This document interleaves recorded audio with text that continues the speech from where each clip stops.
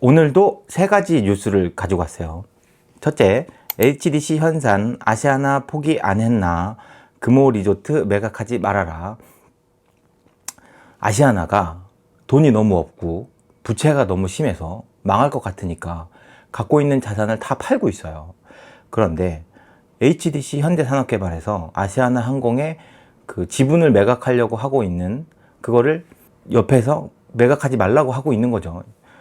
계약이 파기됐다고 공식적으로 지금 얘기가 나오고 나서도 HDC 현대산업개발에서 아시아나 인수에 대한 의지가 조금 있다라고 얘기하고, 아니면 이게 지금 계약금을 3천억 넘게 지불을 했다고 알고 있는데 그런 계약금을 되돌려 받고자 하는 의지로 계속 이렇게 아시아나 항공의 경영에 관련돼서 참여를 하려고 하고 있는 것 같습니다. 근데 지금 아시아나 관련된 이야기가 대한항공에서 인수를 할 수도 있다라고 그 산업은행하고 같이 협의를 하고 있다라고 하는 거 보면 아시아나 항공을 죽이지는 않는 거예요. 그러니까 이게 예전에 현대상선처럼 아예 뭐 상장 폐지를 시킨다거나 없애지 않고 어떻게 해서든지 살려나가고 그 제2의 국적사로서 그 아시아나 항공에 대한 가치가 아직은 살아있다라는 증거가 아닐까. 그래서 아시아나, 그러니까 안정적인 투자는 아니지만 아시아나 항공에 대한 지분이 저도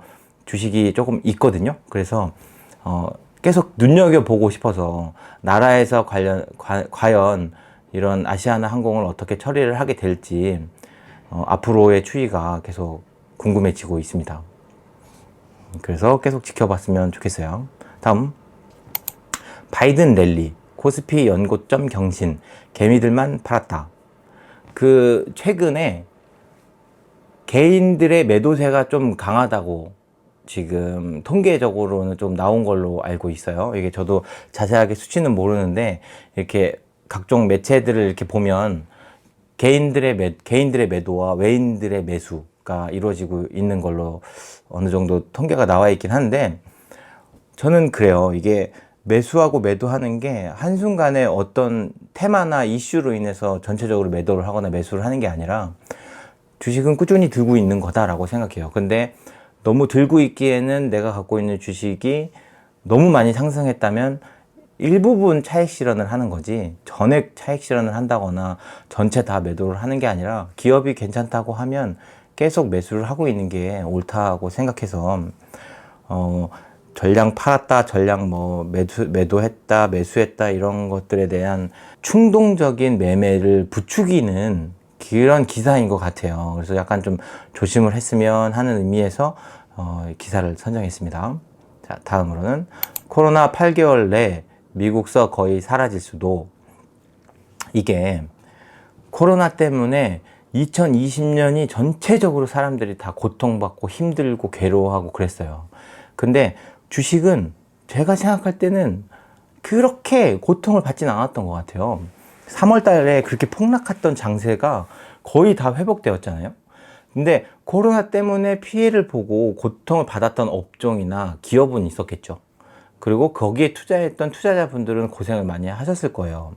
그런데 거꾸로 그런 코로나 때문에 또 수혜를 받아가지고 주가가 상승을 하거나 혜택을 받았던 기업도 있어요. 근데 이런 건 시장 상황이 변하면서 항상 고통받는 기업들이 있고 항상 손해보는 기업들이 있었던 거죠.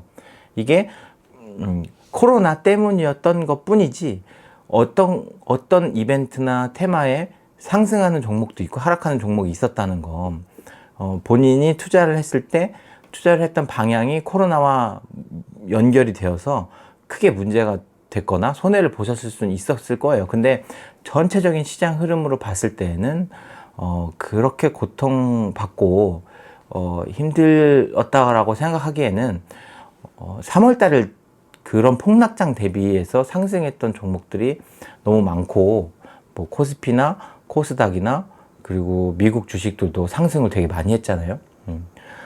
그런데 이제 그런 코로나가 이제 사라진다, 이제 없어진다, 그렇게 됐으면 백신도 개발이 되고 좀 좋아질 수 있는 상황이 되면 그거에 맞춰서 또 새로운 수혜 종목이 생길 거고, 또 피해받거나 여지까지 코로나 때문에 좋았던 종목들은 또 안 좋아질 수도 있고, 그러니까 종목을 교체하고 상황이 바뀌었으니까 판단을 새로 하고 분석을 다시 해야 될 때가 아닌가. 항상 주식은 앞으로를 내다보고 그리고 또 예측해서 투자를 하시는 분들이 수익률이 높으니까.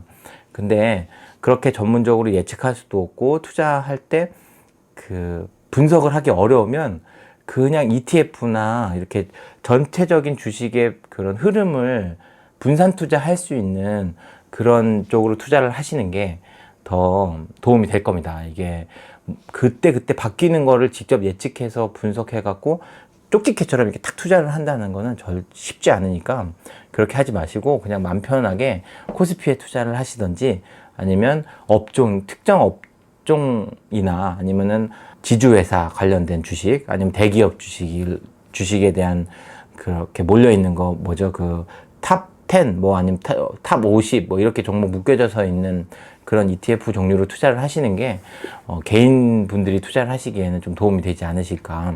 물론 미국이나 뭐 유럽 이런 쪽에 투자하시는 분들도 ETF로 투자를 하시는 게 직접적으로 투자를 하시는 것보단 더 좀 어렵지 않은 환경에서 할 수 있지 않을까 이렇게 생각이 됩니다.